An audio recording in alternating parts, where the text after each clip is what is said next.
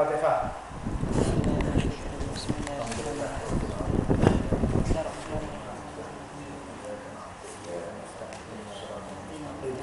Shiratal ladzina an'amta 'alaihim ghairil maghdubi 'alaihim waladdallin. Bismillahirrahmanirrahim. Tamak haluba membawa kehinaan. Hikmah yang ke-60. Tamak rakus haluba. Tamak haluba adalah kecacatan dan musibah yang merusakkan ibadah. Punca lahirnya sifat tamak adalah karena adanya keraguan terhadap takdir dan ketentuan Allah. Tamak berarti rakus terhadap keduniaan dan lawannya adalah wara.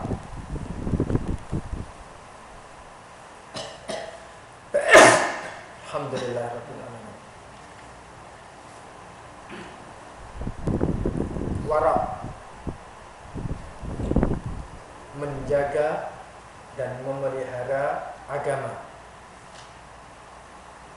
Orang yang tamak juga disifatkan sebagai menentang keputusan Allah, karena pada hakikatnya ia tidak berpuas hati ke atas apa yang diberikan oleh Allah.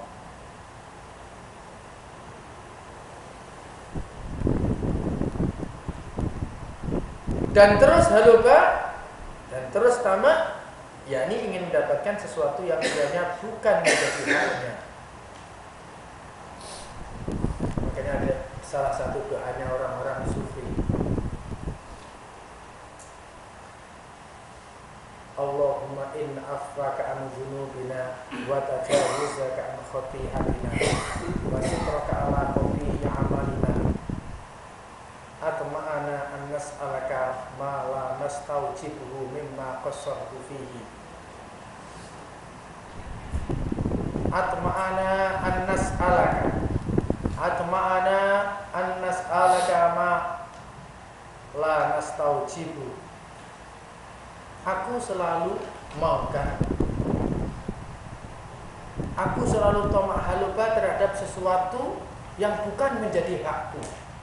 Itu kata doa. Disebabkan mimma qasarna fihi, disebabkan karena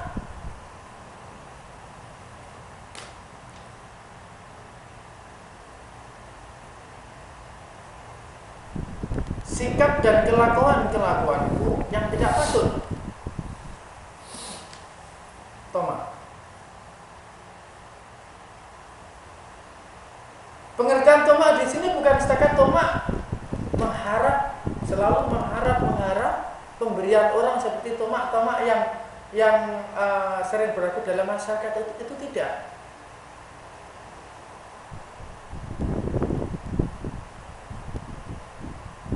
Tapi lebih halus daripada itu.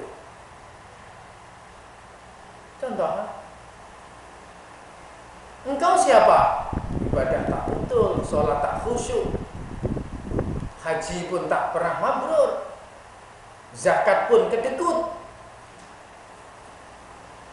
Tapi dalam hati, dalam kemauan kita nakkan menjadi ahli surga. Ini namanya tamak yang dimaksudkan di sini.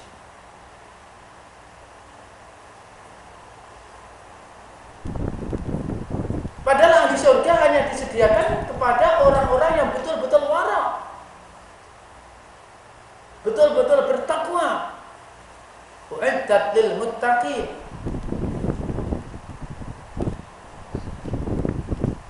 Betul-betul yang mukmin. Lah yang mukmin itu siapa? Qad aflahal mu'minuna alladzina hum fi sholatihim khashi'un. Dalam surah Al-Mu'minun dijawab, sangat beruntunglah orang-orang mukmin. Siapa mereka? Alladzina hum fi sholatin khashi'un. Mereka yang salatnya khusyuk. Sedangkan salat kita macam salat, macam salatnya kambing kena air. Tahu kambing kena air? Kambing kena air tuh. Binatang kambing ini paling tak suka dengan air.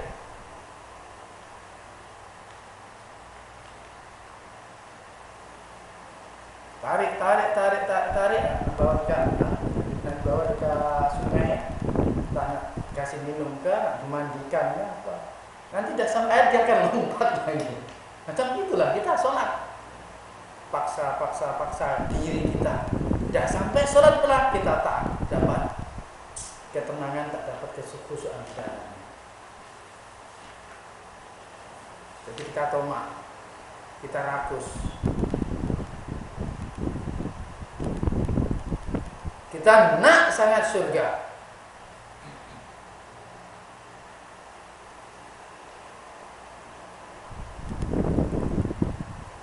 Orang yang menentang Allah ini pasti akan mengalami kehinaan. Innal ladzina yuhadduna Allah wa rasulahu ulaika fil adzallin.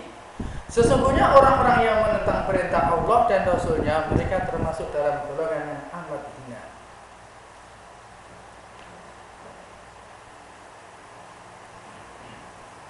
Apabila kita telah termasuk dalam golongan hamba-hamba Allah yang telah sampai pada satu peringkat di mana kita tidak melihat lagi kepada amal-amal dan keadaan kita, maka berarti kita pun tidak lagi disibukkan oleh kehidupan zahiriyah dengan segala cita-cita dan angan-angan.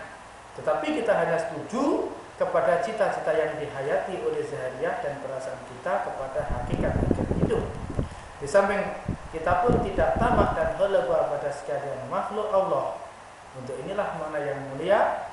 Maka yang mulia Ibnu Athaillah berkata dalam alam yang ma sabaqat akhzanu dhullin illa ala bizri tamai.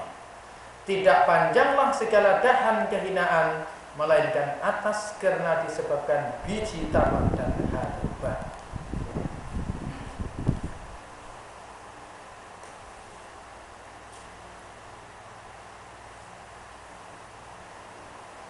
Kehinaan diserupakan dengan pohon yang mempunyai dahan dan ranting. Tomak dan haluba diserupakan dengan biji, di mana tumbuh daripadanya pokok kayu. Karena itu pengertian kalam di atas diibaratkan, jangan Anda tanam biji tamak dan haluba dalam hatimu, maka pasti akan keluar dari biji itu pohon kehinaan. Di mana bercabang-cabanglah dahan-dahannya dan ranting-rantingnya. Orang-orang tua kita dulu berkata, tanam padi keluar padi, tanam rumput pasti keluar rumput. Kalau tanam padi kadang-kadang keluar rumput.